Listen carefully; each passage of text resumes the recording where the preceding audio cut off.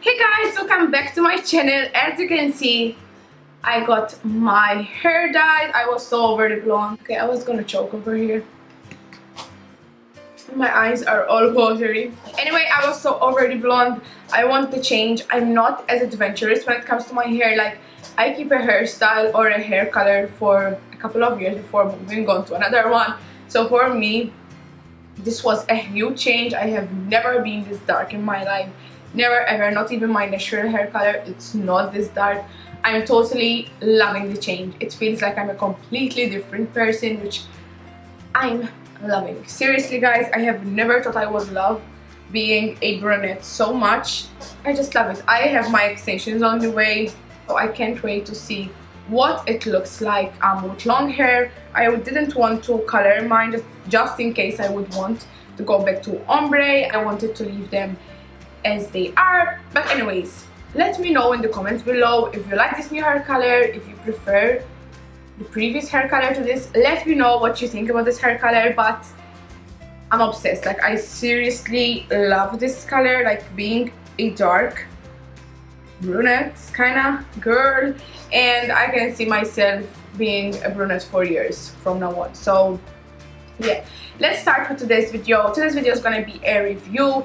It's gonna be a Max Factor review. I got sent this Max Factor Miracle Touch Skin Smoothing Foundation. I believe it's new on the market. And I also got this Max Factor Smooth Miracle Primer. So these two basically go together. But of course, if you want to buy just this one without the primer because you already have one at home, you can do so. And if you want to buy just the primer and not the foundation because you already have one at home, you can do so. These were created in conjunction with each other, so just in case you want to buy them together, if you're looking for a new primer and a new foundation, you can get these two. I will let you know my opinions on these two babies and also a demo.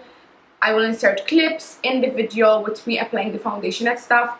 I already used this yesterday for the second time. The first time I tried it before I was going to remove my makeup just to get a feel of it. Then I used it properly for the first time yesterday, and I must say I really love it. In the demo, I didn't apply half of my face with primer and half of my face with nothing, just because I've tried it yesterday with primer and it's pretty much the same thing. So I just applied primer all over my face. Now let's talk about the primer first. So at the back it says that it provides smooth and even foundation application.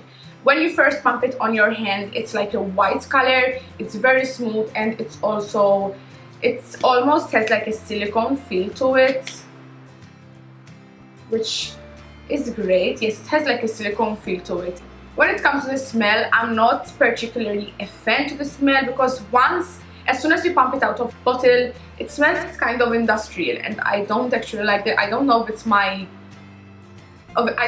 me or if it's this, but it smells kind of industrial. But then once you blend it on your face, the kind of scent disappears. When it comes to this primer, I used it today for the first time, so I cannot exactly say if it will alter the foundation or it will help with the foundation. I wanted to test the foundation out yesterday without primer just because I knew I was gonna film this video today, so I wanted to get to know what's the difference with using this primer in conjunction with the foundation or not. So I will include some sort of info at the side of the screen, just so you get an idea after a day of wear if I noticed any difference with the primer or not. So I'll keep you updated on this one.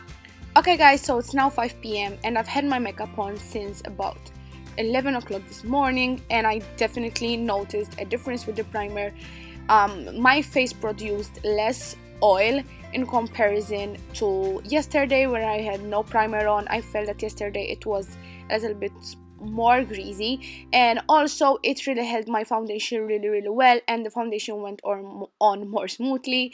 And yeah, I definitely think that with the primer there was a big difference. Once you blend it out, it feels very luxurious on the face. I really enjoyed applying it on and putting foundation on top of it. It feels really soft and silky, and I loved the feel of it. So we'll see how it will deliver or how it will perform throughout the day. It comes in standard 30 ml. I also like the packaging because it's very lightweight. It comes in a pump applicator, which I love in makeup products. It comes with a lid which closes shut really well. It's quite plain, like it has a white packaging, a transparent lid, and some gold cutout. So I really like the packaging. It's very lightweight, so it's also great for travel. When it comes to foundation, I don't think this is glass. It's hard plastic. You have the Miracle Touch here. I don't know if you can see it. Okay. And then you have this black part over here. At first, I didn't know how I was gonna open this. Like I wasn't sure if this kind of flipped over. Then I figured it out. But anyway, you can flip this over and you have this kind of sponge, which I never actually use, but if you pop it on in your purse and you forget your brush or something, these sponges will come in handy. But if I have the option to use a brush or a beauty blender, I would definitely use those. When it comes to foundation itself, it's a very nice and compact packaging, which I really love. You kind of screw the lid and the foundation is here. When it comes to the shade, I got mine in the shade Warm Almond 45, and it almost matches me completely. I always get my foundations a shade darker than my actual skin tone because I always want to look a little bit more tan than what my skin tone really is, because I'm as pale as paper. But when it comes to foundation, first of all, it's a kind of, I don't know how to describe the texture of this foundation. Like, to be honest, it's not a mousse, it's not liquid, it's like a compact foundation. Yeah, I would describe this as a compact foundation. When it comes to the formula, it's very runny. Like, it's not like a thick kind of concealer consistency like those compact formulas, but it's very runny. Like, if you can see, it's so runny. I know that it's very bright in here, but it's seriously so runny. So I would definitely recommend these for drier skin types. When it comes to skin types, I have combination skin, which means that I have drier cheeks and an oilier T-zone. And I must admit that this did get oily on me throughout the day. So if you have oily skin, I would suggest that you invest in a matte primer. This doesn't say that it's a matte primer, just a smoothing primer. So I would either invest in a matte primer or in a very good setting spray, or else you can carry some compact powder and some oil absorbent tissues with you, because on me, I'm not the oiliest person on the face of the planet, and it did get somewhat oily. So I would suggest that for oilier skin types. This comes in 11.5 grams. It doesn't come in a ml, of course, because it's not a liquid product. I really love this foundation. Like, a little bit goes a long way. I felt that with the brush it was so quick to apply. So for those kind of day-to-day makeup looks, this would be great because it gives me enough coverage. It's not full coverage, by the way. It's like a medium coverage. I think it can be somewhat built to a high coverage if you apply a couple of layers, but it's definitely a light to medium coverage. I applied like 2 layers, I think, and maybe 3 layers on areas where I needed most coverage, like on the jawline, because TMI, flows back in town. Flows back in town, yes. Anyway, if you like a lightweight foundation, it doesn't feel heavy on the skin at all. It's so lightweight. It covers pretty well. Like, I must admit that it covers pretty well. At first I thought this was going to be a cushion foundation, which I love cushion foundations, but they're really natural. Like, they're not high coverage at all. They're like your skin, but a bit better. So I was really relieved when I saw that this wasn't a cushion foundation.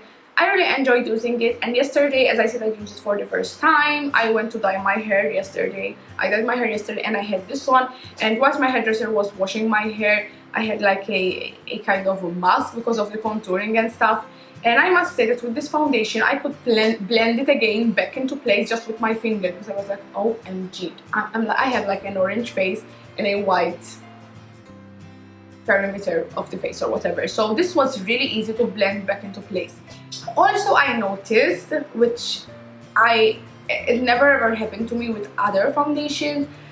I filmed a tutorial also on this look, which will be up next week, and I applied a concealer, and this concealer has like a brush, and I applied the concealer, the under concealer with the applicator that it comes with. And while I was blending it out with a beauty blender, I noticed that on the foundation, the brush kind of left streaks on the foundation. I don't know how to explain this, but it never ever happened with other foundations. So I don't know why it happened with this one. Maybe because of its formula, maybe because it's kind of more of a light coverage foundation, so it can be kind of moved around easily, so I don't know what's the deal with that, but it's not a big deal at all. I really have been enjoying using this foundation the couple of times that I've used it.